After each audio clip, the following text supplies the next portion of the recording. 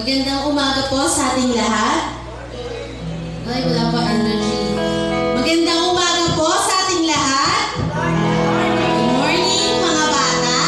Good morning po sa ating lahat. Good morning po sa lahat ng nanonood sa FB Live. Isang pinagpala at magandang umaga po sa ating lahat. Sige po, tumayo na po tayong lahat sa pagsisimula po ng ating gawain. Bago po tayo manalangin, buksan po muna natin ang ating mga Bible sa 2 Chronicles chapter 20 verse 15 to 17.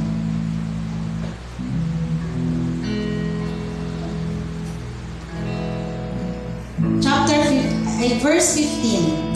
He said, "Listen, King Jehoshaphat, and all who live in Judah and Jerusalem. This is what the Lord says to you. Do not be afraid or discouraged because of this vast army, for the battle is not yours but God's. Tomorrow march down against them. They will be climbing up by the pass of Ziz, and you will find them at the end of the Jordan in the desert of Jeruel. You will not have to fight this battle.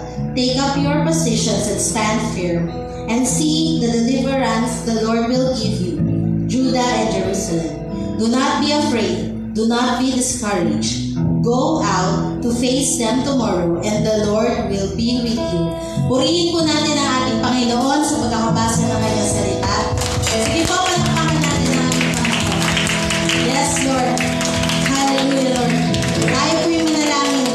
Hallelujah. Yes, Lord. Panginoon, salamat po sa araw na ito. Salamat, Panginoon, dahil ikaw ay lagi namin kasama. Sa bawat araw ng aming buhay, Panginoon, busy man po kami o hindi, Lord God. You are with us, Panginoon. You're our Emmanuel. Hallelujah. Purihin ka, Panginoon. Salamat sa katapatan mo. Salamat sa kalakasang patuloy mong ipinapagkaloob sa amin. Marami pong salamat, Panginoon, dahil ikaw ay faithful. Mula noon hanggang ngayon, Panginoon, ikaw ay tapat, Panginoon. At Lord, lahat po ng manonood, lahat po ng makikinig, Panginoon, hayaan mo, Lord, God, na i-touch mo ang puso ng bawat isa, Panginoon. Makarating sa kanila ang mensahe mo, Panginoon, at maramdaman nila yung presensya at pagyakap mo, Panginoon. Maraming pong salamat, Lord God. Samahan mo po kami sa aming pagpupulis sa iyo, at sa araw na ito, ikaw lang ang maitaas, ikaw ang maluwalhati, Panginoon, dahil ikaw ay mabuti mula noon hanggang ngayon, Panginoon.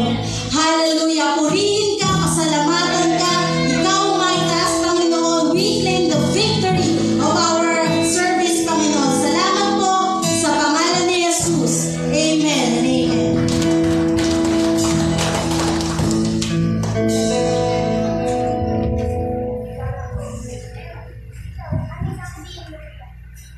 Handa na ba tayo magpuri sa Panginoon? Hallelujah! Let's worship the Lord together.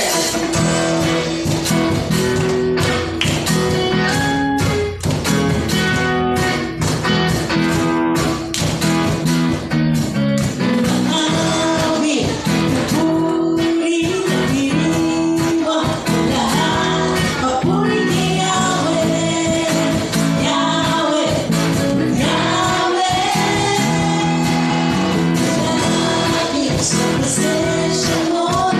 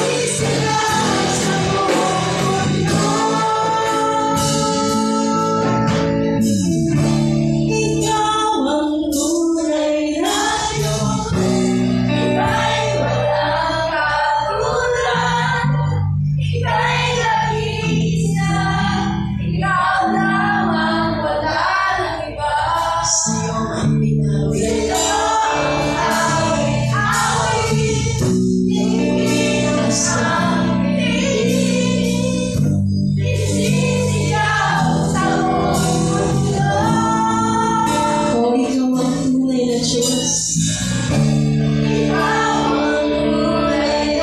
Hallelujah.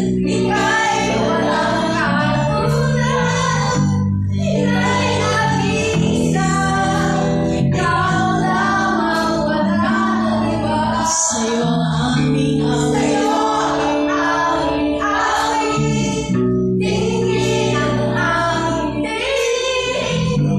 Isisigaw sa buong mundo. Ikaw ang tunay na Diyos. Ika'y walang katulad. Ika'y ang isa. Ikaw lang ang wala ng iba. Sa'yo ang aming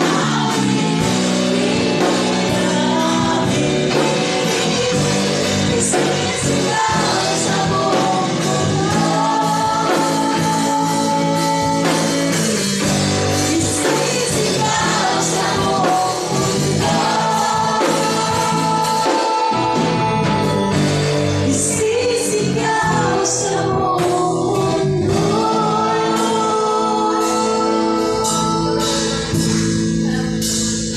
Kadakilaan mo.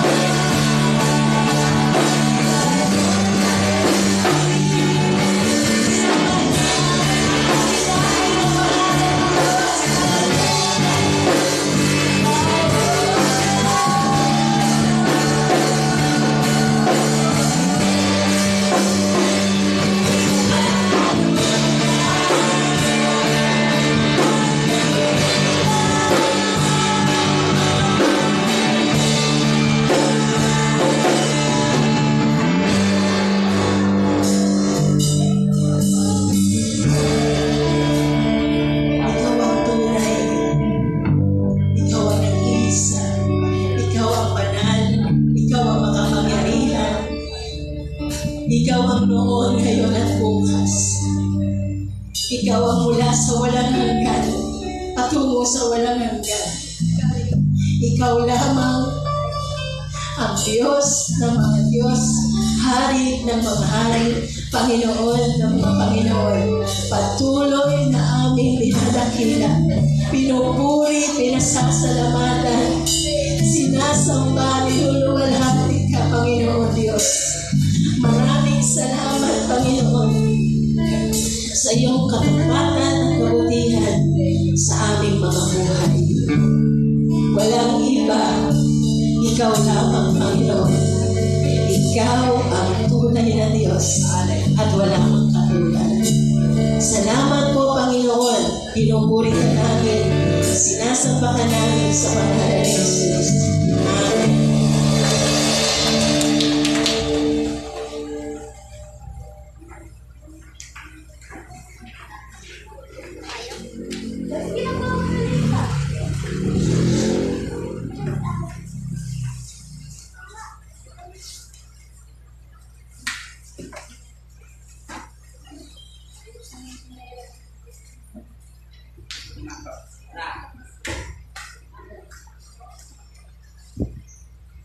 Praise the Lord.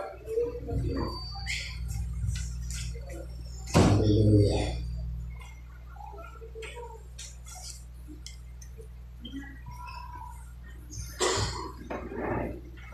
Dito tayo sa nahan. Baka po itong batong lipat na. Hallelujah. Tayo po yung buko manalangin. Panginoon, kami po ay nagpupuri, nagpapasalamat, Lord, sa umagang ito, Panginoon. Maraming salamat sapagkat meron po kaming Diyos na buhay, Diyos na mga pangyarihan, Diyos na nagmamahal, nagmamalasakit sa amin. Diyos na inaalala kami araw-araw, minuto sa segundo. Maraming salamat. At marami rin po salamat sapagkat kami po ay binigyan mo ng kalayaan pag-aralan ng salita mo. Lagi po namin sinasabi sa pong pribileyo, karangalan ng pag-aralan ng salita mo sapagkat ang salita mo po ay buhay, ang salita mo ay totoo, ang salita mo ay makapangyarihan, ang salita mo po ay nagbabago ng aming mga buhay. Dahil salita mo ang aming pag-aaralan, hinilig po namin ang kapangyarihan ng banal ng Espiritu sa manguna sa aming kalagitnaan. Buksan mo pa ang aming mga spiritual eyes, spiritual mind, spiritual understanding upang lubos po namin maunawaan, maisagawa lahat ng salita mo, pag-aaralan po namin sa umagang at taway. Siya po ay 2,000 taon ng talunan at mga plan na kanyang gagawin. May aking sinasansala, pinapawalang bisa sa pangalan dahil banal na Espiritu. Ikaw ang manguna sa aming kalagitnaan, inangkin po namin ng tagumpayan sa pangalan ni Jesus. Amen, amen. Sige po, kalakpak. Buksan po natin ating Bible, 2 Chronicle. Ito pong 2 Chronicle, beginning verse 1 to 30, ito po yung tatalakayin natin. Pero babasahin lang natin yung verse 15 hanggang 17. Babasahin niyo po sa New King James Version. Sabi dito, to verse 15, and he said, listen all you of Judah, and you inhabitants of Jerusalem, and you King Jehoshaphat. Thus says the Lord to you, do not be afraid nor dismayed because of these great multitudes, for the battle is not yours, but God's. Tomorrow go down against them, they will surely come up by the ashes of seas, and you will find them at the end of the brook before the wilderness of their well.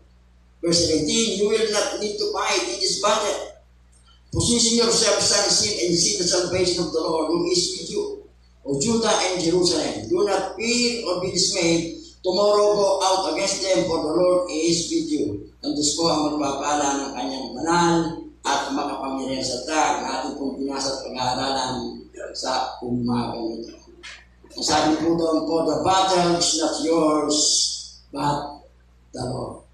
Ang pakikipagbaka ay hindi sa inyo, kung hindi sa Diyos. Yung po yung pamagat ng ating pag-aaralan, the battle is not yours, but God's. Ang pakikipaglaban ay hindi sa iyo, hindi sa atin, kundi ito po ay sa ating Panginoon. Ano po yung battle na kinakaharap po natin sa ating buhay ngayon? Ano pong labanan ng battle? Health battle?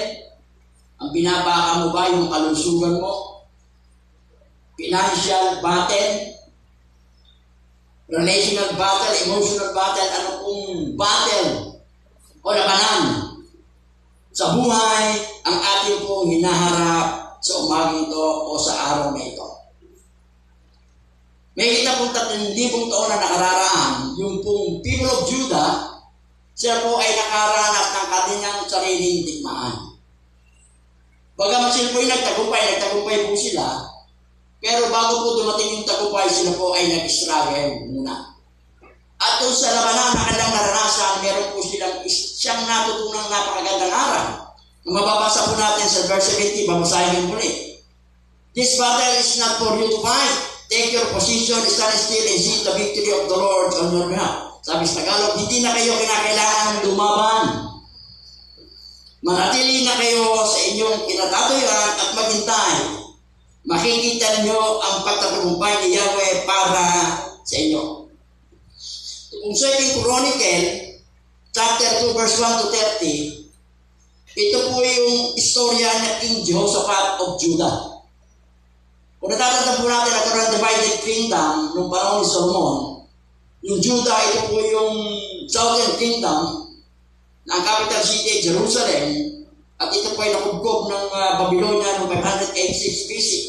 At yung pong northern kingdom, Israel, capital city sa Mira, ito po ay nakubkob ng Assyria, Assyrian invasion sa 722 BC. Tingnan po natin yung setting ng istorya. Yung pong maliit na kaharian ng Judah, nakita po lang ng sarili sila po yung napapalibutan. Hindi lamang po ng isang invading army, 3 invading armies. 3 pong grupo ng mga sundalo ang nakapalibot sa kanila. The people of Ammon, the Ammonites. The people of Moab, the Moabites, and people of Mount Seir. Ibig sabihin, napakarami po yung nakapalibot sa kanila. From human point of view, ay talagang buburahin sa mapa ang Judah. Mawawasak ang Judah sa dami po ng kalaban nila. Nung panahon po yun, ang hari ay si King Jehoshaphat. Sa po nasa kalagitnaan na kanyang 25 taong paghahari. Siya po ay good king, man of integrity, skilled diplomat, at ang pinakamalaga, he is deeply committed to the ways of the Lord. Siya po ay God-fearing, may takot sa Panginoon. So napakaraming arming nakapalibot sa kanila, talagang buburahin sila sa mapa. Sa harap po ng great discouragement and defeat, meron pong 5 bagay na ginawa si Jehoshaphat na nagbago ng kasaysayan, nagbago ng kapalaran ng Judah. Ganun din po tayo, kung meron po tayong battle na kinakarap sa ating buhay, ito po yung 5 bagay na pwede natin gawin para mapagtagumpay natin yung battle na kinakaharap po natin. Pero bago po natin talakayin yan, talakayin po muna natin, ano po ba ibig sabihin, the battle is not yours but God. Ang digmaan o ang pakikibaka ay hindi sa iyo, kundi sa Panginoon. Ano po ba ibig sabihin nito? Tayo po bilang mananampalataya, layo ng matagal na, lagi natin sinasabi, pinapayo nga natin sa mga kapatid na pag may naranasan po silang problema, pagsubok, lagi natin sinasabi, kapatid, the battle is not yours but God. Ang pakipaglaban ay hindi sa iyo, kundi sa Panginoon. Amen. Sinasabi po natin yan. Sino po yung napagsabi na? Sa meron tayong kapatiran, may pinagdadaanan, sinasabi natin ang pakipaglaban hindi sa iyo sa Panginoon. Pero ang tanong, nauunawaan po natin ang ibig sabihin. Napakadali sa totoo lang. Napakadali po na sabihin natin sa ating kapwa may pinagdadaanan, kapatid, ang pakikibaka hindi sa iyo kundi sa Panginoon. Pero kapag tayo na po ang may pinagdadaanan, meron ng sariling battle sa buhay natin, parang hirap tanggapin, parang hirap iugnay, o parang ang hirap i-reconcile doon sa sabi ng salita ng the battle is yours, it's not yours but God. Pag iba, parang napakadali. Pero pag sa atin, parang napakahirap. Napakadali itong sabihin na nauunawaan po natin ang ibig sabihin ng the battle is yours but not. The battle is not yours but God. Pero ano ba ang ibig sabihin kapag sinabi po natin the battle is not yours, it belongs to the Lord? Ano bang ibig sabihin? It's about total surrender. Let go and let God.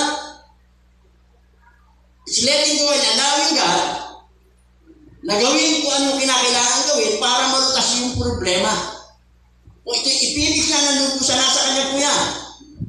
Pero hindi po ibig sabihin na wala tayong gagawin. Lagi tayo may kabahagi. Ano yung nararanasan natin? Ilelet ko natin, papahintulot ko natin ng Panginoon na kumilos.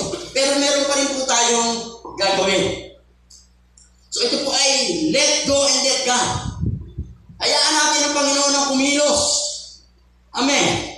Understanding that the battle is yours, but God, it's not yours but God, also means we understand sometimes not just for He will choose not to engage. It means that sometimes the greater benefit of our character and walk with God is the lesson we will learn doon sa naranasan sa halip na victory. Minsan hindi po siya mag-i-engage. Ibig siya pababayaan tayo. Sapagkat nakita naman yung benefit ng ating character, ng ating paglakad sa Panginoon, ang mas mahalaga yung aral na matututo natin kaysa sa victory. Why is the battle not ours but God? The battle is not ours to fight because God wants to reveal His holiness, His love, His power sa ating buong mga buhay. Gusto po ng Panginoong ipahayag yung kanyang kapangyarihan, yung kanyang kabananan, yung kanyang pag-ibig sa ating buong mga buhay. Lahat po tayo meron kanya-kanyang battle na kinakaharap. At lahat ng battle na kinakaharap natin, ang intention po niyan ay sirain yung gusto ng Diyos na gawin sa ating buhay. Yun ang gusto ng kaaway. Tayo po ay sirain yung gusto ng Lord na gawin sa ating buhay. The enemy of God prowls around seeking to isolate and destroy the followers of Christ. Yung po yung sirain tayo. Sirain niya yung plano nito sa ating buhay. Pero mas ng plano ng Papa, hindi po niya kayang sirain yung magandang plano ng Lord sa ating pong mga buhay. Amen. Palakpakan po natin ang Panginoon. Balik po tayo kay Jehoshaphat. Katulad ng sinabi natin, meron pong 5 bagay sa kalagitnaan po ng great discouragement and defeat. King Jehoshaphat does 5 things na nagbago ng kapalaran ng people of Judah. 5 bagay na ginawa po ni Jehoshaphat na nagbago ng kapalaran ng people of Judah. Basahin po natin, number 1, 2 Chronicles chapter 20 verse 3. And Jehoshaphat feared and set himself to seek the Lord and proclaim a fast throughout all Judah. Sabi po ng verse 12, 2 Chronicles chapter 20 verse 12, O our Lord, O our God, will you not judge them? For we have no power against this great multitude that is coming against us, nor we know what to do, but our eyes are upon you. Amen. So number 1, admit our weaknesses and our limitation. Aminin po natin yung ating pong mga kahinaan, yung ating pong limitasyon. Admit our helpless condition. Aminin po natin na hindi po natin kaya, na wala tayong magagawa sa sarili po natin. Yun ang gusto ng Panginoon eh. Pag may digmaan tayong pinakarap sa buhay, aminin natin, hindi natin kaya. Hindi natin kayang labanan mag-isa. Sa Battle of Life, huwag po tayong mag-macho na para bang kaya natin na lahat, na para bang hindi na natin kailangan ng ating Panginoon. Amen. Aminin natin, Lord, hindi ko kaya. Lord, hindi ko alam ang aking gagawin. Panginoon, taas ang kamay ko. Yun ang gusto ni Lord marinig. Yung hindi tayo nagmamarunong. Hindi tayo nagmamagaling. Kasi pag mayroon tayong battle sa buhay natin, nagmamagaling tayo, nagmamahusay po tayo kasi nasabi natin, kaya ko ito kasi kasama ko ang Panginoon. Amen. Hindi natin kaya. Yun ang gusto ni Lord marinig sa atin. Hindi natin kaya. Huwag po natin itago yung ating nararamdaman. Kung meron tayong tao, sabihin natin sa Panginoon, natatakot po ako. Lord, kinakabahan po ako. Lord, nalilito po ako. Lord, hindi ko alam ang aking gagawin. Lord, yun po yung gusto ni Lord na marinig sa atin na hindi natin kaya, na wala tayong magagawa.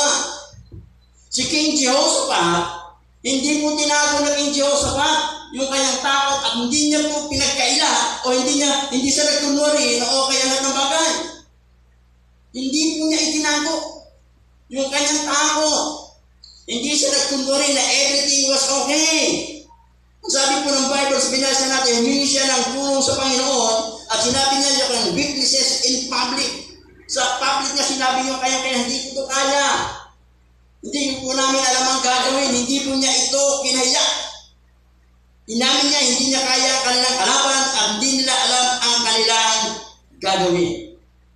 Inilala po ni Jehoshaphat na ang kanyang kapalaran at ang kapalaran ng Israel, ng people of Judah ay nasa kamay ng ating pong Panginoon Diyos.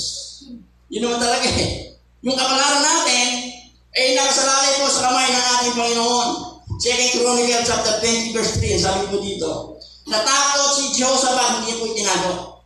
Natakot si Jehoshaphat at humingi ng tulong at humingi siya ng patnubay kaya inutos niya sa mag-ayunaw sa lahat ng mamayan ng Judah.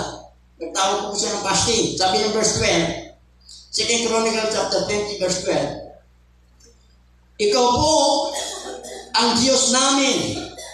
Parusahan mo sila.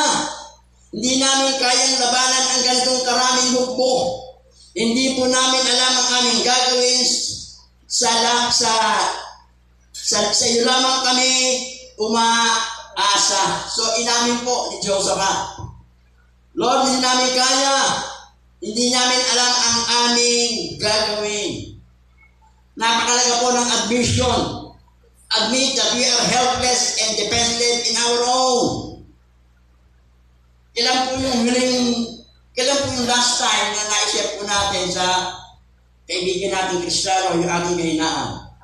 Naisip po natin sa ating kaibigan Kristiyano o sa kapwa natin mananampalataya na meron tayong takot kung sa nararanasan natin. Kailan tayo humingi ng prayer sa kanila? Amen. Hindi mo yung kalakasan po, hindi po yung kahinaan kapag humingi po tayo ng prayer sa kanila. Hindi po kahinaan na aminin natin yung ating kahinaan, yung ating limitasyon. Hindi po kahinaan niya, kalakasan po yan.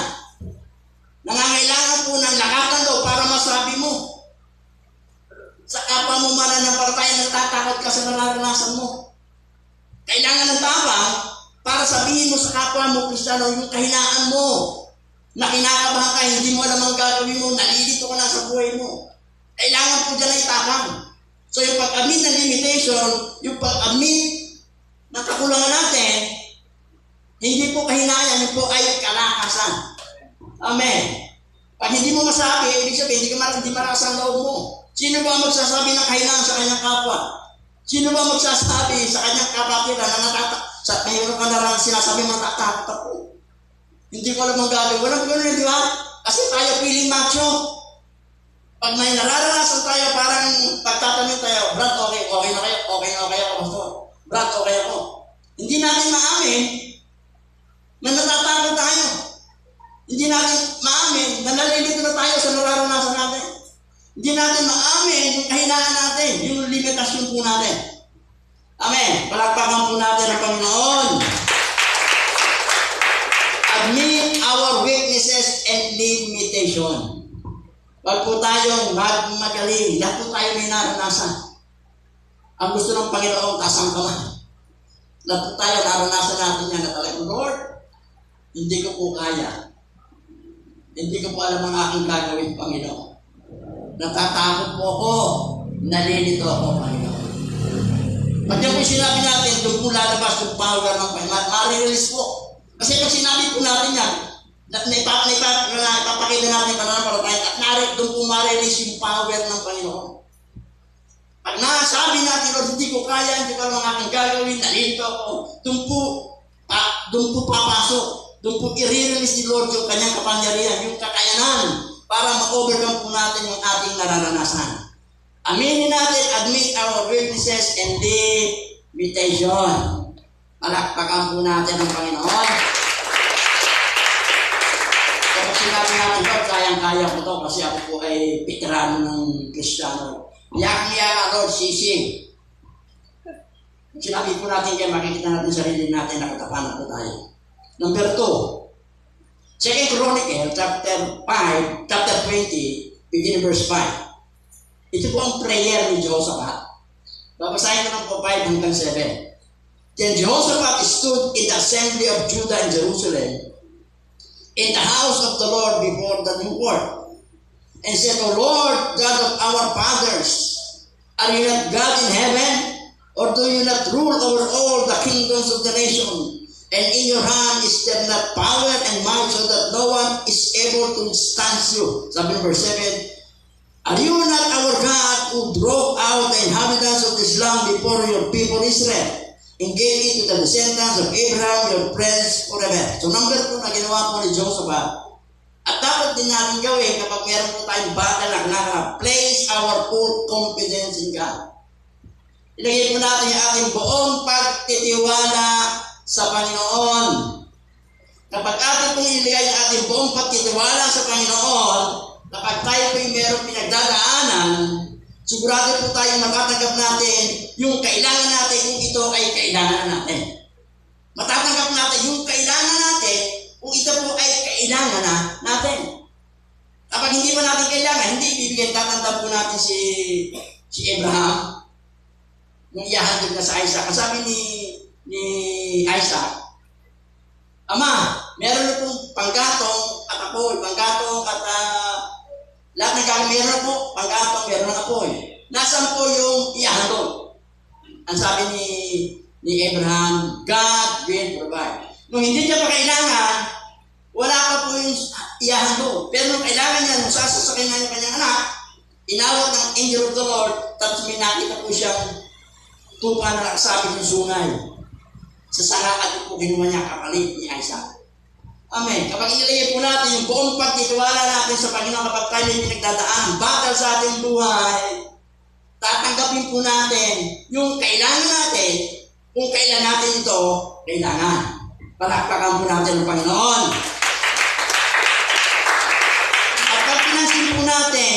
yung pong prayer ni Jehoshaphat, hindi po siya nagsimula ng prayer kasi sinabi niya agad sa Panginoon yung kanyang kailangan. Pag pinasin po natin yung prayer niya, begin verse 5, hindi niya agad sinabi kay Lord, Lord, ito po yung problema namin, Panginoon, hindi namin kaya yan. Hindi po agad ganun. Hindi po ganun. Paano po siya nagsimula? He started his prayer with how big and mighty God. Nagsimula siya pag sinasabi, Lord, napakabuti mo. Sinabi niya yung kabutihan ng Panginoon, yung kadakilaan, yung paglilitan na ginawa ng Lord sa kananong nakaraan. Sinabi niya, Lord, how great. Basahin mo natin.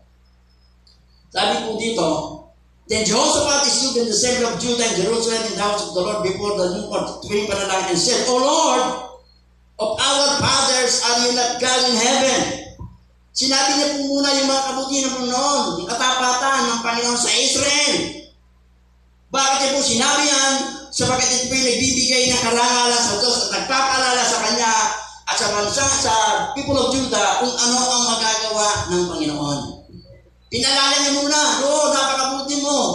Panginoon, iniligtas mo kami. Dinala kami sa lupang pangako. At pagkatapos, din yung sinabi ng kanyang kailangan, yung kanyang problema. Bakit niya po ginawa niya? So, pagkat po nagbibigay ng karangalan sa Panginoon at nagpapaalala sa Kanya at sa people of Judah na kung ano ang kayang gawin ng Panginoon. At saka pagkatapos, doon po niya sinabi yung kanyang problema sa Panginoon. Amen. Ano po ba yung mabubuting bagay na ginawa ni Lord sa ating buhay nung nakaraan? Napakarami na po. Di ba napakaganda? Pag meron kang battle sa buhay mo, sasabihin mo muna kay Lord, napakabuti mo, Panginoon, nung nakaraan, iniligtas mo ako, nung nakaraan, pinagaling mo ako, nung nakaraan, pinagaling mo aking pangangailangan, and then sabihin mo natin yung ating problema sa Panginoon. Kapag ating mong ipinokus yung ating atensyon, hindi sa problema, kundi sa character and faithfulness and goodness of God, dito po yung magbabago yung pananaw natin doon sa sirkumstansyang nararanasan po natin. Kapag ipinokus po natin yung ating atensyon, yung ating vision, doon po sa goodness, sa faithfulness, ng character ng Panginoon, mababago yung pananaw natin doon sa sirkumstansyang ating nararanasan. Pero kung wala tayong gagawin, hindi titigan, doon natin ituon, yung ating pananaw, yung ating atensyon doon sa nararanasan natin, lalo kung magiging mabigat ang pananaw natin doon sa sirkumstansyang nararanasan po natin. Pero pag ipinokus po natin kay Lord, sa kabutihan ng katapatan ng Panginoon, mababago yung view, yung perspective mo doon sa nararanasan mo. Magbibigay sa atin ng kalakasan. Palakpakan po natin ang Panginoon. Bakit mo ba natin dapat ilagay ang ating buong pagtitiwala sa Panginoon kapag tayo po ay merong battle, meron tayo pinagdadaanan sa ating buhay? Bakit mo natin dapat ilagay yung buong pagtitiwala, buong full confidence in God? Bakit mo natin dapat ilagay ng buong ating pagtitiwala sa Panginoon kapag meron po tayong pakikibakan nararanasan sa meron tayong battle of life? Number one, because He is a God whom all things are possible. Sapagkat siya po yung Diyos na lahat ng bagay ay posible.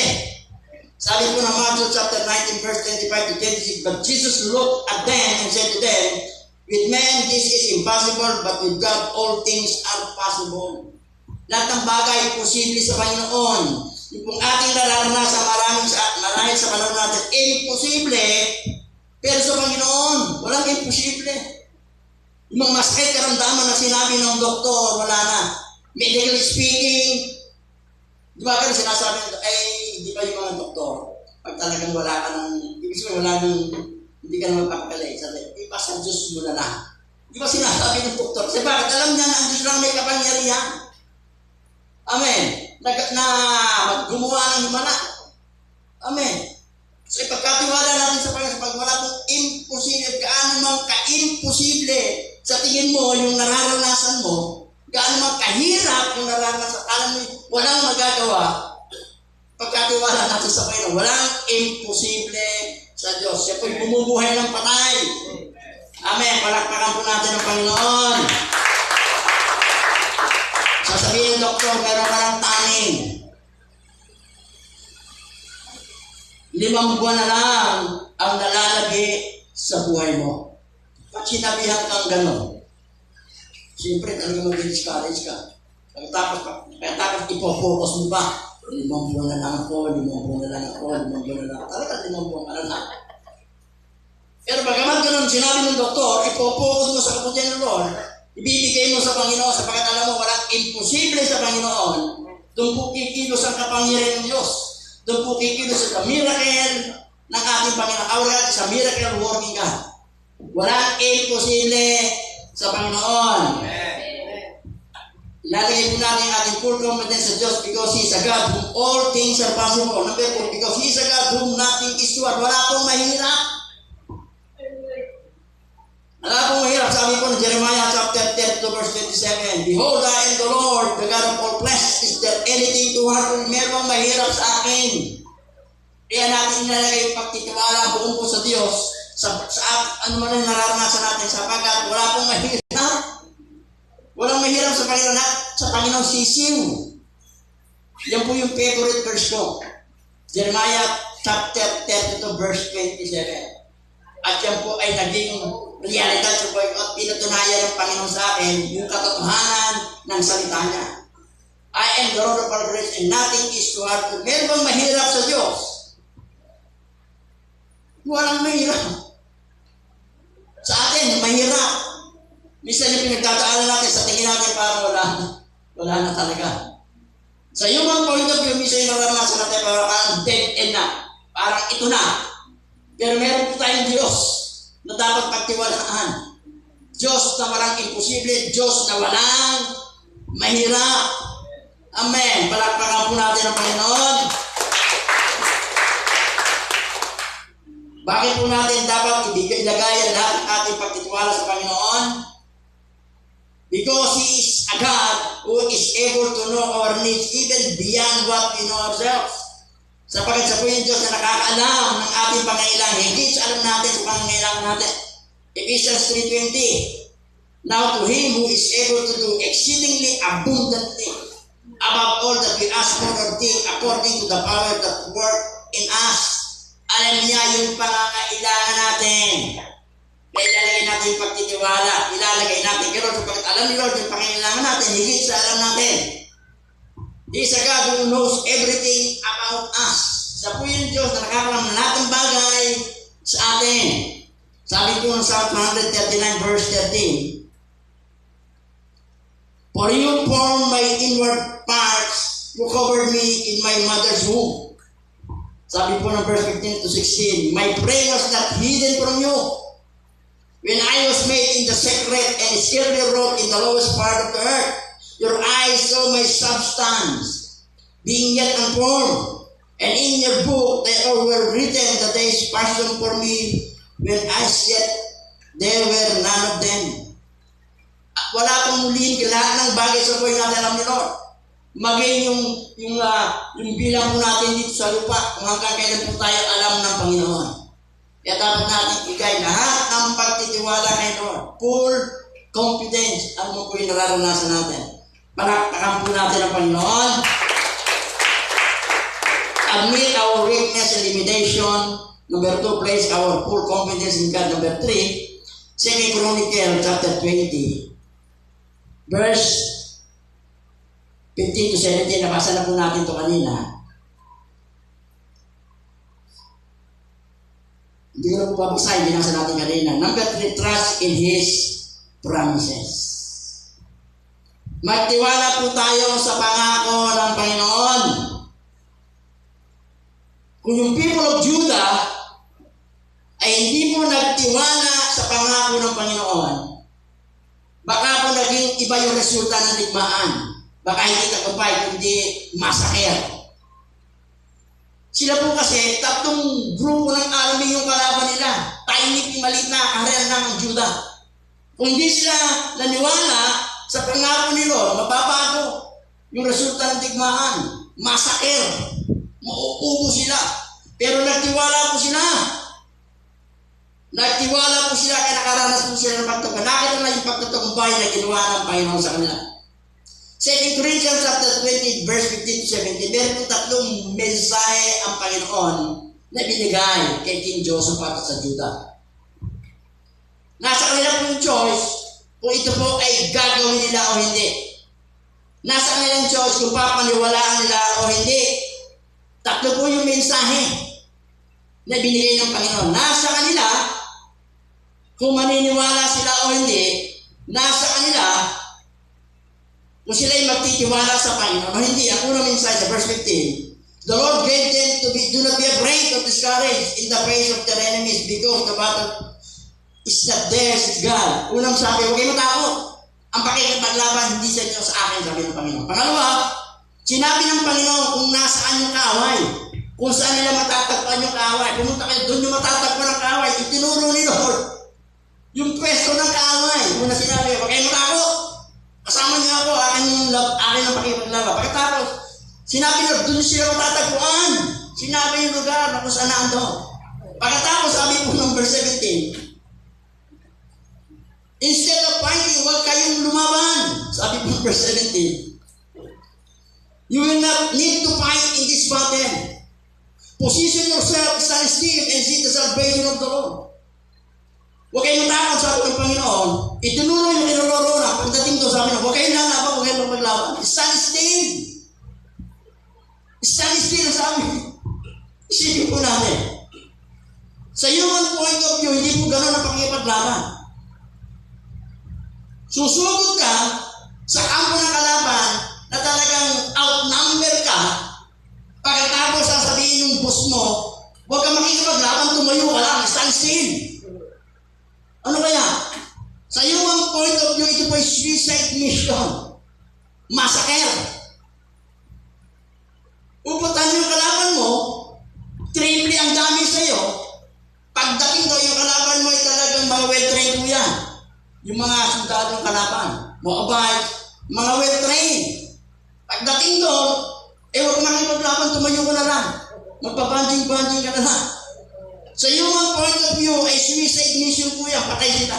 Subalit, yung people of Judah trust the promise of God and so their deliverance. Nagtiwala sila sa Panginoon, hindi sila nakapaglaban eh. Nagtiwala sila sa pangako, sinunod lang sinabi ng Panginoon at naranasan po nila yung pagtatagumpay. Yan din po sinasabi ng Panginoon sa atin, position yourself, stand still, and see the deliverance of the Lord. Amen. Napakarami pong pangako ng ating Panginoon. Pagtiwalaan po natin, kapag sinabi ng I am the Lord that healeth thee, manampalataya ka, pagtiwalaan mo na sa Diyos na nagpapagaling. Sabi ng pangako, mula sa kayamanan, hindi na ubos, ipoprovide ko natin yung Panginoon. Magtiwala po tayo. Sinabi ng Bible, the battle is not yours but mine. Magtiwala po tayo. Ano man yung sinasabi ng Panginoon, lalo na sa iyong nararanasan, meron sinasabing pangako si Lord, panghawakan natin. Paniwalaan natin yung pangako ng Panginoon. Ang Lord po pag nangako, 100% ito kang bukas. Pero base po yan sa paniniwala po natin. Miski ang Diyos po pag nangako, tinutupad, pero hindi natin paniniwala, hindi po matutupad. Amen. Bakit po ba natin kinakailangan magtiwala sa pangako ni Lord? Sapagkat ang Diyos, kapag sa po'y nangako, 100% tinutupad niyo po ang kanyang pangako. Wala pong pangako ang Panginoon hindi tinupad sa Bible. Sabi po ng Numbers 23 verse 19, God is not a man that he should lie, nor a son of man that he should change his mind. That he speak and not do it, that he promise and not fulfill it. 2 Corinthians 1:20, for no matter how many promises God has made, it is always yes in Christ. Romans 4:21, being fully persuaded that God has the power to do what He has promised. Hebrews 20:3, magpatatag kayo sa pag-asa, huwag mag-alis sapagkat ang Diyos na nangako sa iyo ay tapat. Napakarami pong pangako ng Diyos sa Biblia. Kung ano yung nararanasan natin, kung ano yung battle natin sa buhay ngayon, meron pong pangakong katapat yan. Magbasa lang tayo ng Bible, may pangako yan. At kung anong pangako na nabasa mo, na mayroong kinalaman, may kaugnayan sa nararanasan mo, panampalataya mo, paniwalaan mo. Huwag mong pagdudahan. 100% 99.9 ang ating pong paniniwala. Kinakailangan 100% pinaniniwalaan mo yung pangako ni Lord. At ang 100% pinaniwalaan natin, doon po magaganap yung katotohanan ng kanyang pangako.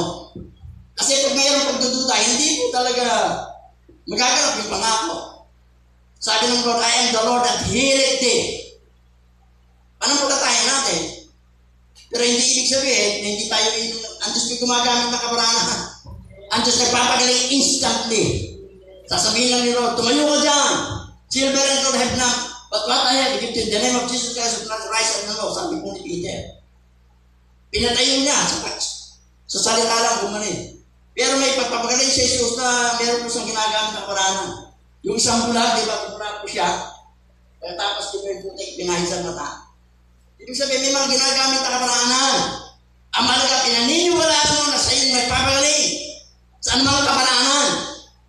Amen. Sabi ng Bible, I will supply all your needs. Paniwalaan natin. Yung po yung magkakaroon ng katuparan kapag tayo namumuhay na mayroong katapatan sa Panginoon. Lagi pong meron kasi ganoon eh. Kung tayo namumuhay ng tapat sa Panginoon, yung pangako ni Lord, magkakaroon po ng katuparan. Palakpakan po natin ang Panginoon. Magtiwala po tayo sa pangako ni Lord. Admit our weaknesses and limitation. Place our full confidence in God. Trust His promises. Number 4. 2 Chronicles chapter 20 verse 18. Jehoshaphat bowed down with his face to the ground, nor the people of Judah and Jerusalem fell down in worship before the Lord. Sabi ng verse 19. Then some Levites from the Kohathites and Karahites stood up and praised the Lord, the God of Israel, with a very loud voice.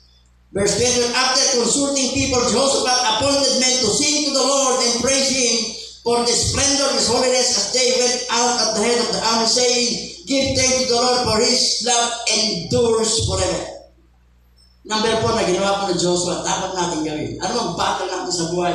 Choose to worship God. Piliin po natin sumamba sa Panginoon.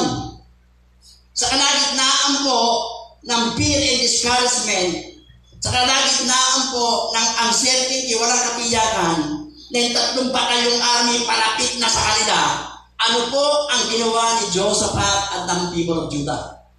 Sa kabila, sa kalagitnaan ng takot, discouragement, uncertainty, na yung 3 batalyong army palapit na sa kanila, ano po ang ginawa ni Jehoshaphat at yung pong people of Judah? They worship the Lord. They choose to worship. Sabi ng verse 8, Jehoshaphat bowed his head with his face to the ground, and all the inhabitants of Jerusalem and Judah bowed before the Lord, worshiping the Lord. Nagpuri sila sa Panginoon. Imagine po natin, hundreds of thousands sila noon. Hundreds of thousands bowing themselves together before the Lord in worship. Meron pong 3 groups of worship leaders na scattered, sumasamba sa Panginoon. Yun po yung ginawa nila. Hindi sila nakipaglaban. Sabi ng Panginoon, be still and see the deliverance of the Lord. Ano ginawa nila? Nagsamba sa Panginoon, nag-bow down before the Lord. Hindi sila nakipaglaban. Sabi po sa verse 20, the next day, nag-speech po si King Jehoshaphat. Sabi ng verse 20, 2 Chronicles, chapter 20, verse 20, listen to me, all you people of Judah and Jerusalem. Believe in the Lord your God and you will be able to stand firm. Hindi po nila inihasa yung kanilang mga tama. Hindi po sila nag-conduct ng last minute training for battle. Hindi po. Sali, si King Jehoshaphat, appointed, sabi po sa 2 Chronicles chapter 20 verse 20, King Jehoshaphat appointed singers to walk ahead of the army, singing to the Lord and praising Him for His holy splendor. Ang kalaban nila 3 batalyong army. Salit na mag-training, salit na hasain, ano po ang ginawa? Nag-appoint ng singer. Nagpuri, umawit sa hindi po sila nakipaglaban. Isipin, 3 batalyon lalabanan mo pagkatapos, hindi sila nag-training. Yung kanilang mga sandata hindi naman hinasa. At sa halip, nagpuri sa Panginoon. Sumamba kay Lord. King Jehoshaphat appointed singers. Sa halip na mag-appoint ng mga leader, ikaw dyan ka. Ikaw na leader general, dyan ka. Ikaw colonel, dyan ka. Ikaw dito ka para pag-usap. Sige, labanan natin. Ang in-appoint po niya, singers. To walk ahead, nauna po sa army. Yung mga army ng Judah, nasa likod, ang nangunguna yung worship team. Sabi ni King, sabi sa verse 20, King Jehoshaphat appointed singers to walk ahead of the army, singing to the Lord and praising Him for the holy splendor. Sa halip na lumaban, sila po ay umawit, nagpuri sa Panginoon. Kailan po kumilos ang Panginoon on behalf of Judah? Kailan po siya? Saan po kumilos si Lord? Pag-babasahin po natin. Nung sila po yung nagsimula po umawit at magpuri sa Panginoon, sabi ng 2 Chronicle chapter 20 verse 22, the Lord set ambushes against the enemy and confused the enemy, so body they attack each other instead of Judah. Nung sila po yung nagsimula umawit, magpuri sa Panginoon, nilito ni Lord yung mga kalaban. Sila po nagpapalaya. Nagtagumpay ang Judah sa digmaan, wala po silang ginamit na tama. Saka nakakita na nanalo sa digmaan, 3 batalyong army kalaban. Hindi mo sila gumamit ng tama. Nung sila may nagsimulang umawit, magpuri, nag-ambush. Nilito ng Panginoon. Sabi po, basahin din natin. The Lord set ambushes against 2 Chronicle chapter 20 verse 22. The Lord, sabi po dyan, when they began singing and praising God, the Lord set ambushes against the enemy and confused the enemy, so God they attack each other. Sila nagpatayan. Amen. Kaya nung dumating po yung army ng Judah doon sa battlefield, nakita na patay na, nagkalat na po yung patay. Nagkalat yung patay at yung pong riches, yung pong mga spoil, yung tawag po ito, yung mga spoil sa gera, kinuha po nila. 3 days po nila kinuha yung mga riches sa spoil sa gera. Di ba pag may gera, kung ano yung makukuha mo, yun na yun eh. At sabi ko ng Bible, sabi dito, verse 25, Jehoshaphat and his army spent 3 full days gathering the spoil of the war. At yung kanila po pakikibaka, sabi ng 2 Chronicle chapter 20 verse 24, when Judah's army arrived at the battle, they saw death everywhere along with all the riches of enemy's army. The destruction of the enemy was so complete, no one had escaped. Wala pong nakatakas. Sa dami ng kalaban, 3 grupo ng army, wala pong nakatakas. No one escaped. Lahat po sila nagpatayan. Amen. On the 4th day, they assembled to the valley of, sabi from verse 26, on the 4th day, they assembled in the valley of Beraka, and they worshiped and gave thanks to the Lord there. Ano man po yung ating battle na pinagdadaanan? Choose to worship God. Amen. Piliin po natin sumambawat po tayo reklamo ng reklamo. Huwag natin sisihin kung sino-sino. Huwag natin sisihin natin sarili. Huwag natin sisihin kung ano-ano. Sa halip, mag-worship tayo. Sumamba tayo sa Panginoon. Kung yung Judah, 3 batalyon ng army ang kalaban na nag-worship and bow down before the Lord. Ano man po yung battle natin sa buhay? Choose to worship God. Choose to praise the Lord. Awitan mo, sampahin mo ang Panginoon. Lampukan sa puso mo at doon po kikilos yung kapangyarihan ng ating pong Panginoon. Amen. Palakpakan po natin si Lord. Worshiping and praising God in the face of our battle reveals our faith and release the power of God. Yung sa kabila ng nararanasan mo, pinili mong sumamba, magpuri sa Panginoon. Ipinapakita mo yung pananampalataya mo Panginoon at doon po i-release yung power ng Panginoon. Yaan mo yung pinagdadaanan mo, magkakaroon po ng katagumpayan. Hallelujah. We worship and praise the Lord with our voice. We remind ourselves of God's amazing love and goodness. Our voices raise in praise and worship in the face of the battle. Help us rest in Him where He fights our battle. Worshiping and praising God in the face of battle Christian is an attitude of complete surrender to God and His will. Choose to worship God. Lahat po tayo may pinagdadaanan. Huwag tayong magmukmok sa isang tabi. Huwag natin sisihin kung sino-sino. Choose to worship God. Palakpakan po natin si Lord.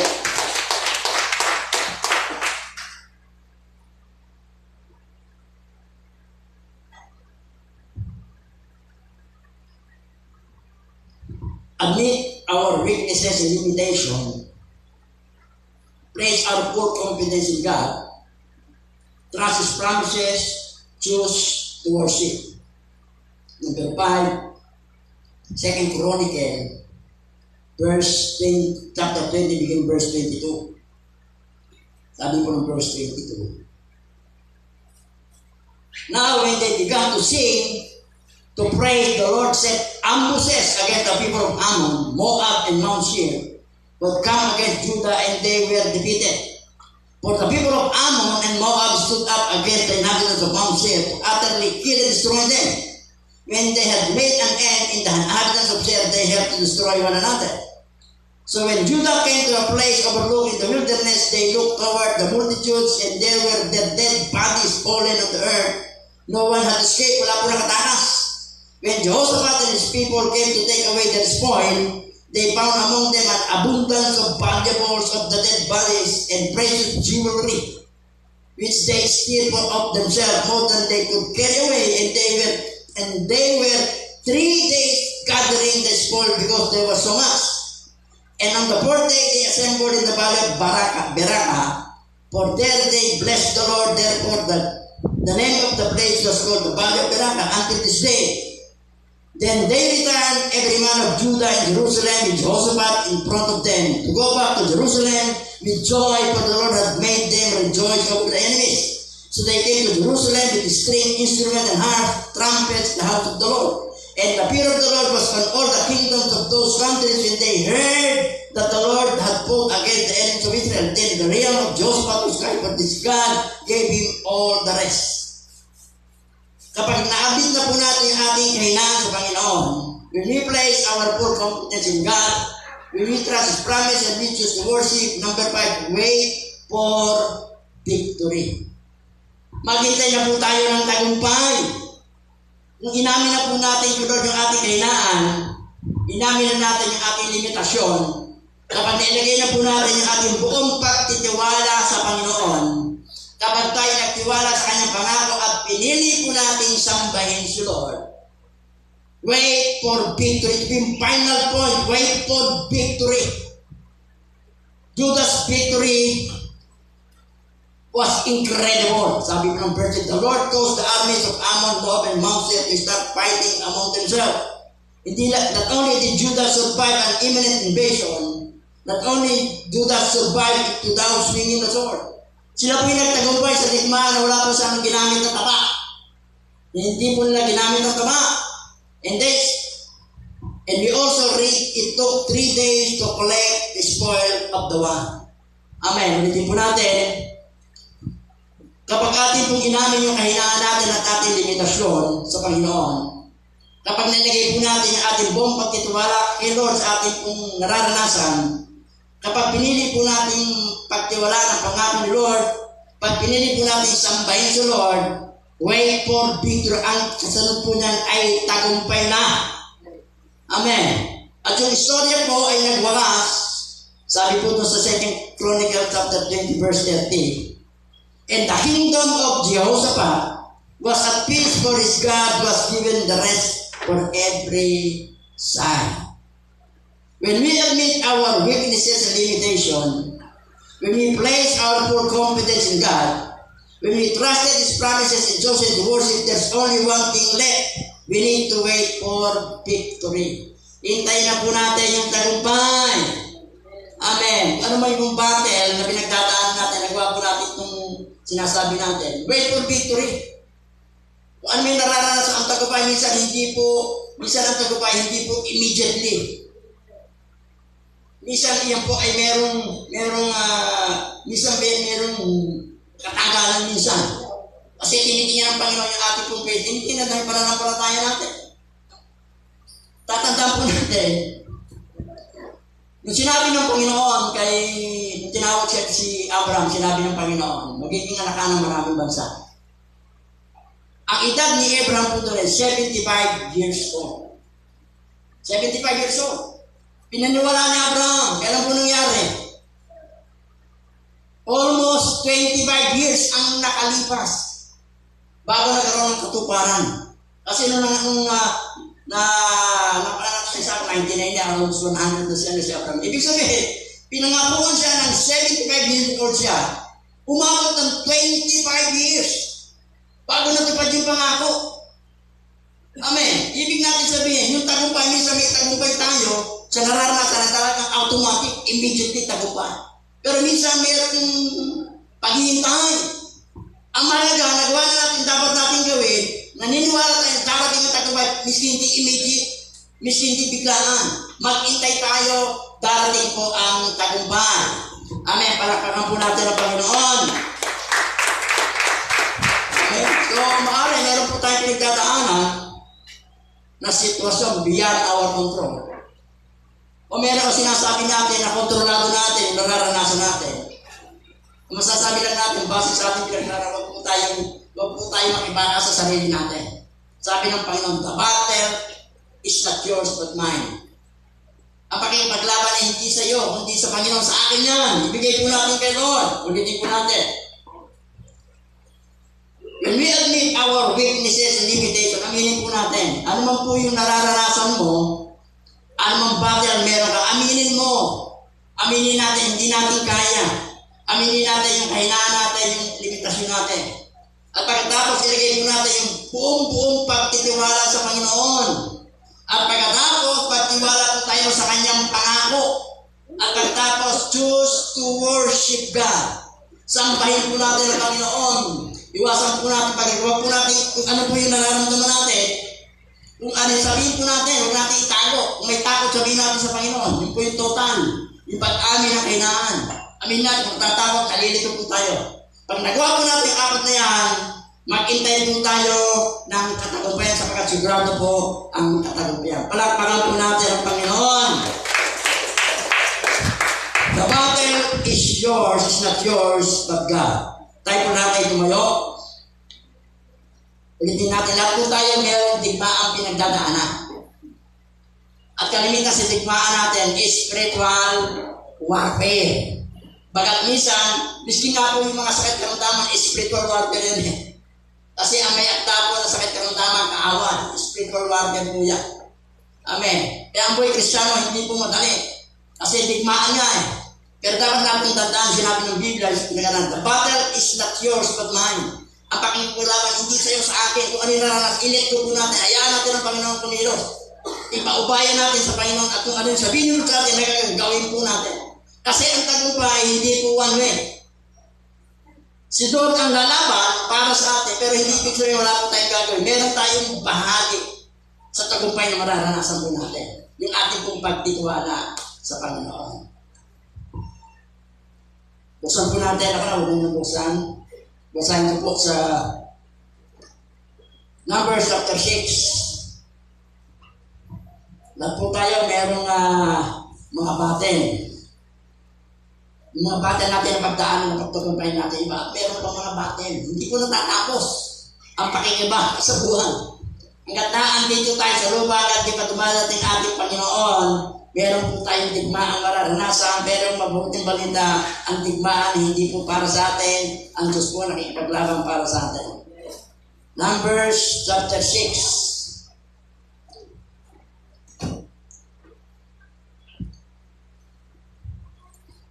Ito po yung benediction. Blessing you, Lord. Numbers chapter 6, beginning verse 22. And the Lord said to Moses, say to Aaron and his sons, this is the way you shall bless the Israelites. Say to them, the Lord bless you and watch, guard, and keep you. The Lord make his face to shine upon and enlighten you and be gracious, kind, merciful, and giving favor to you. The Lord lift up his approving countenance upon you and give you peace, tranquility of heart and life continually. and they shall put my name upon this right, and I will bless them. Receive the blessing. Lord, maraming salamat. Pinupuri ka namin, pinasasalamatan ka namin, Panginoon. Maraming salamat, Dakilang Diyos, aming pagkarasa may clean mensahe, Lord, maraming salamat. Ang pakikipaglaban ay hindi sa amin, ito'y sa iyo, Dakilang Diyos. Wala kaming dapat gawin, ano man po ang aming battle na pinagdadaanan. Wala po kaming dapat gawin, hindi aminin yung aming limitasyon, aminin na hindi namin kaya, Panginoon. Ligay po namin yung aming buong pagtitiwala sa iyo, Dakilang Diyos. Magtiwala kami sa iyo, Panginoon. Magtiwala kami sa mga pangako mo at piliin po namin sumamba sa iyo. Sambahin ka, awitan ka, hindi kami magreklamo sa pagkatalan namin na ikaw ay nakipaglaban para sa amin. Pagkatapos po noon, hihintayin namin tagumpay yung siguradong tagumpay ka. Maraming salamat. Pinupuri ka namin sa salamatan ng Lord. Marami pa kaming batyan na pagdadaanan. Hanggat hindi ka pa po bumabalik, marami pa kaming digmang pagdadaanan. Mga battle sa aming buhay, pero maraming salamat sapagkat sinabi mo sa mga salita mo, if God is for us, who can be against us? Kung ikaw ay panig sa amin, sino ang pwedeng lumaban sa amin? Maraming salamat. Pinupuri ka namin, pinasasalamatan ka namin. Maraming salamat sa tagumpay, Panginoon. Sa lahat ng digmaang naranasan namin, maraming salamat sa tagumpay, sapagkat pinagtagumpay mo na lahat ng bagay, lahat ng tagumpay namin, Panginoon. Thank you, Lord, that the battles not ours, ang pakikipaglaban ay sa ikaw na kipaglaban para sa amin. Ang dapat lamang namin gawin pagtiwalaan ka ng Diyos. Maraming salamat. Pinupuri ka namin, pinasasalamatan ka namin sa pangalan Ama, Anak ng Espiritu Santo, ang natin magsabi ng Amen. Amen. Praise God. Dumating para si Joe. Okay.